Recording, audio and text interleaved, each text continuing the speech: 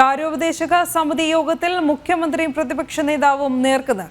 സർക്കാർ സഹകരിക്കുന്നില്ലെന്ന് വി.ഡി. സതീശൻ. അതേസമയം നിങ്ങളും നല്ല സഹകരണമാണല്ലോ എന്നതായിരുന്നു മുഖ്യമന്ത്രിയുടെ മറുപടി.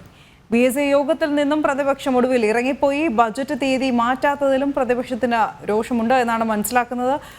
അഖിൽ പാലോട്ടുമടം ചേരുന്നു കൂടുതൽ വിവരങ്ങളുമായി. അഖിൽ, വാക്തർക്കം തന്നെയായിരുന്നു യോഗത്തിൽ.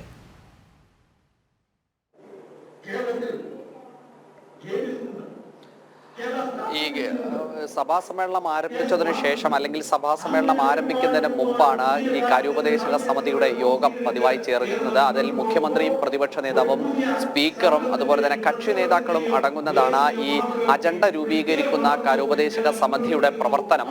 പക്ഷേ ഇന്ന് ചേർന്ന കാര്യോപദേശക സമിതിയിലാണ് മുഖ്യമന്ത്രിയും പ്രതിപക്ഷ നേതാവും നേർക്കുനേർ നിന്നുകൊണ്ടുള്ള ഒരു വാക്പോരിലേക്ക് കടന്നിരിക്കുന്നത് എന്ന് നമുക്ക് മനസ്സിലാക്കാൻ സാധിക്കുന്നത്. കാരണം സർക്കാർ ഒരു കാര്യത്തിലും സഹകരിക്കുന്നില്ല എന്നതായിരുന്നു ഈ പ്രതിപക്ഷം സർക്കാരിനെതിരെ ഉന്നയിച്ച ഈ കാര്യോപദേശക സമിതിയിൽ ഉന്നയിച്ച ഒരു പ്രധാനപ്പെട്ട കാര്യം. പക്ഷേ എന്നാൽ പ്രതിപക്ഷത്തിനെതിരെ മുഖ്യമന്ത്രി അതേ നാണയത്തിൽ തന്നെയാണ് തിരിച്ചടിച്ചത്. നിങ്ങൾ നല്ല സഹകരണമാണല്ലോ എന്നതായിരുന്നു മുഖ്യമന്ത്രി ഇക്കാര്യത്തിൽ മറുപടി പറഞ്ഞത്. കാരണം പ്രതിപക്ഷത്തിന്റെ അതായത് കോൺഗ്രസിന്റെ നേതൃത്വത്തിൽ നടക്കുന്ന സമരാഗ്നി വരുന്ന 7-ാം തീയതി കാസർഗോഡിൽ നിന്നും ആരംഭിക്കാനിരിക്കുകയാണ്. അപ്പോൾ 7-ാം തീയതി ഇത് ആരംഭിക്കുമ്പോൾ വരുന്ന 5-ാം തീയതിയാണ് ഈ സഭയിലുള്ള കേരളത്തിന്റെ ഈ വർഷത്തെ ബഡ്ജറ്റ് അവതരണമുള്ളത്. പക്ഷെ ആ തീയതികൾ പോലും ഒരു മാറ്റം വരുത്തണമെന്ന് പ്രതിപക്ഷം സർക്കാരിനോട് ആവശ്യപ്പെട്ടിരുന്നു. പക്ഷേ ഇതൊന്നും തന്നെ മുഖവിലക്കെടുക്കാൻ സർക്കാർ തയ്യാറായിരുന്നില്ല എന്നതായിരുന്നു പ്രതിപക്ഷത്തെ രോഷാകുലരാക്കിയത്. പ്രതിപക്ഷം വലിയ രോക്ഷത്തോടെ ഈ BC യോഗത്തിൽ നിന്നും ഇറങ്ങിപ്പോകുന്ന ഒരു സാഹചര്യവും ഉണ്ടായത്. കാരണം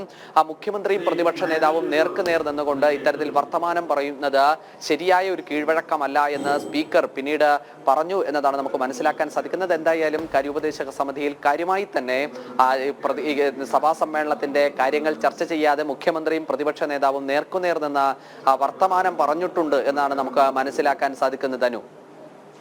ശരി അഖിൽ.